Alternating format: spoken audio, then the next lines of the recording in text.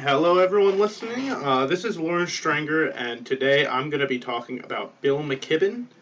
He is the individual who I am focusing on in this assignment, as he is a environmentalist author who has particularly been a key actor in influencing movements and information when it comes to climate change, and thus he really relates pretty deeply with my issue of reduction of carbon emissions. And just to give you a bit of background on Bill, Bill was born in 1960 in California. He's currently 59, American, and really his major kind of impact on the world and the issue of climate change and carbon emissions started at the age of 28 when he published his kind of first big book, The End of Nature. And The End of Nature was also really the first big book ever to discuss carbon emissions and kind of the changes that they could potentially have to our environment. It included really, at the time, some pretty new and kind of groundbreaking studies and predictions on how carbon emissions can affect our world and our atmosphere, and kind of also discussed the changes that we should consider and try to kind of implement to address these issues. Again, this was in 1989, and these still are kind of issues present right now, but it was really the first book that really kind of brought this topic up to a broad audience, and it was a very big deal at the time. And yeah, and he's still actually, even though The End of Nature was really his big book, he's still kind of working on these types of environmentalism and publications today. If you actually look in our textbook, he's a contributor in that in a couple excerpts. If you look at Global Warming's Terrifying New Math and A Finite Earth, both of those sections of our textbook were actually written by Bill McKibben. In addition, he's also been a contributor to different newspapers, the New Yorker and the Rolling Stone, again discussing climate change along with various other issues, but bringing climate change again to a pretty broad audience of those people who read these newspapers. Along with that, he's been writing. He still writes a lot of books regarding. He's written books regarding, along with climate change, other various conservation issues, and also social, political, and technological issues. When it comes to climate change, I'm going to just talk about a couple of his most recent books. One of those would be Earth, which is Earth. You can't really kind of describe this, but it's Earth with an extra A in it. The reason it's called that is because it's kind of showing even though Earth seems the same, it's been changed by humans. Effects on it. Thus the extra A. It's fundamentally changed. And he really does, again, kind of going on that theme of change, talk about kind of the environmental changes and kind of harm that humans have caused to the Earth recently. Both kind of looking at specifically the BP oil spill, along with just general fossil fuel usage, carbon emissions, and those type of issues. And then along with that, he also kind of issues obviously the call to action to kind of fix these changes, and try to reduce the negative impacts that we're having on the world by kind of prioritizing kind of environmental interests over economic rather than the other way around, and kind of reduce consumption. Another one of his recent books is The Global Warming Reader. Rather than kind of discuss it himself, this one he kind of looks at various people's takes excerpts from various people's kind of perspectives on climate change and various documents, kind of detailing people's views on climate change from even the late 1800s all the way up to the present.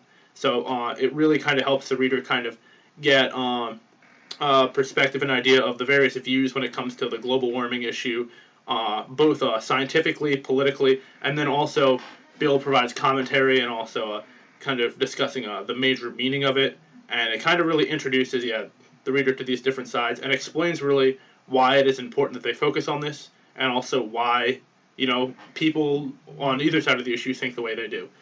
And really his most recent out of all these books is Oil and Honey, and that is about his experiences he was part of the Keystone XL pipeline protest in 2011, and it kind of details his experiences there. Along with that, it explores a kind of a local and a kind of different creative and smaller ways to reduce fossil fuel and energy consumption to kind of help the climate and reduce carbon emissions, such as eating locally sourced foods and different things like that.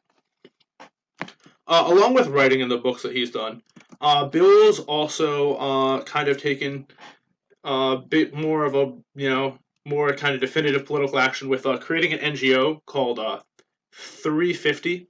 Why is it called 350, you might ask? Well, the answer is because 350 is the kind of considered the like the best or like the safe number of parts per million of CO2 in the atmosphere, the proper concentration. And so, yeah, it's called 350 because that's the goal of the parts per million that this organization wants to have of CO2 in the atmosphere.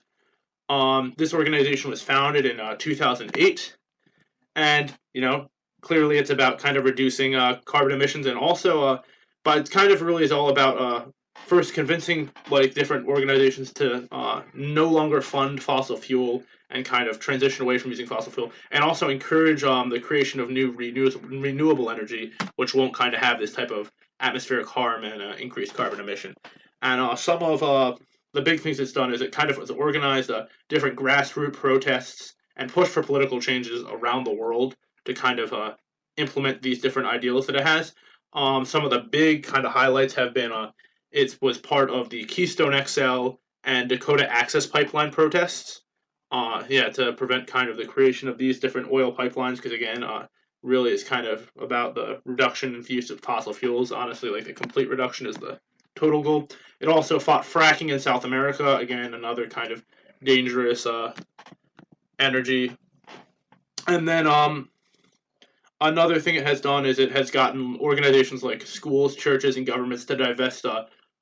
Well, it's been part of the movement to get schools, churches, and governments to divest $12 trillion from fossil fuels. So that's kind of removing a ton of funding from fossil fuels and kind of halting the momentum it has of kind of increasing the carbon in the atmosphere. And another thing that it's been involved in is the People's Climate March and Global Climate Strike. In addition, it has also partnered and kind of helped various other activist climate change organizations. But yeah, it's been a big NGO when it comes to fighting climate change and reducing carbon emission. Along with all this work, and well, due to all this work, Bill has actually received a various amount of recognition. He is the currently serving as the Schluman Distinguished Scholar in Environmental Studies at Millbury College. In addition, he's got the title of a Fellow in the American Academy of Arts and Science. He's also been awarded with the Gandhi Peace Prize, and he has honorary degrees from 19 colleges and universities, along with also being awarded the Right Livelihood Award, which is a very prestigious award as well. So, again, kind of just to give a brief overview of Bill, Bill is really kind of environmentalist author who kind of has talked about climate change in many different ways and encouraged and gotten this kind of content to a broader audience and encouraged them to kind of seek solutions themselves, and kind of also brought on a larger scale political action to divest from various fossil fuels and reduce usage of fossil fuels and encourage the growth of renewable energy. So he is definitely a very important individual actor when it comes to the issue that I am discussing. Yep, that's the podcast. Thanks for listening.